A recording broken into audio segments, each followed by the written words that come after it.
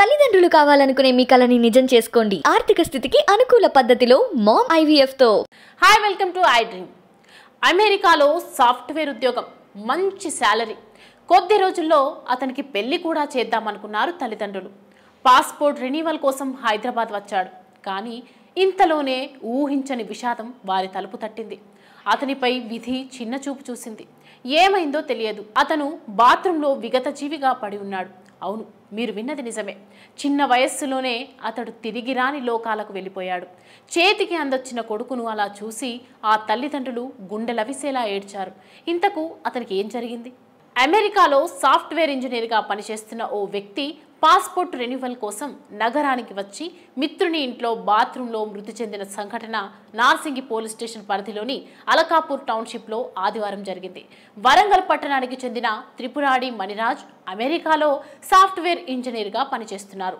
Passport renewal చేయించుకోవాల్సి ఉండటంతో రీసెంట్గా తన స్వస్థలం వరంగల్కు వచ్చాడు.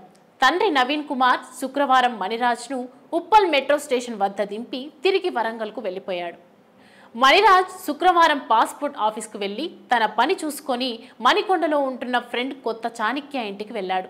శనివారం వేరే ఫ్రెండ్స్తో కలిసి వెస్ట్ మారేడ్పల్లిలోని వినాయకుడు, జూబ్లీ హిల్స్లోని పెద్దమ్మ గుడిని దర్శించుకున్నాడు.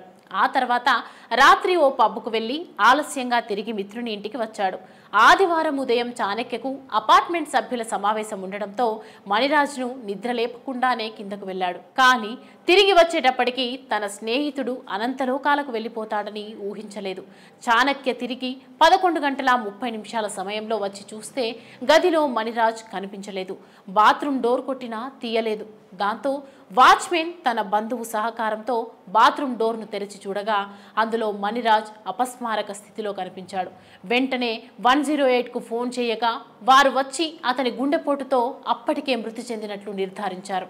అదే విషయాన్ని మణిరాజ్ తండ్రి నవీన్ కుమార్కు తెలిపారు. అతను నార్సింగి పోలీసులకు ఫిర్యాదు చేయగా కేసు నమోదు చేసుకుని దర్యాప్తు చేస్తున్నట్లు పేర్కొన్నారు.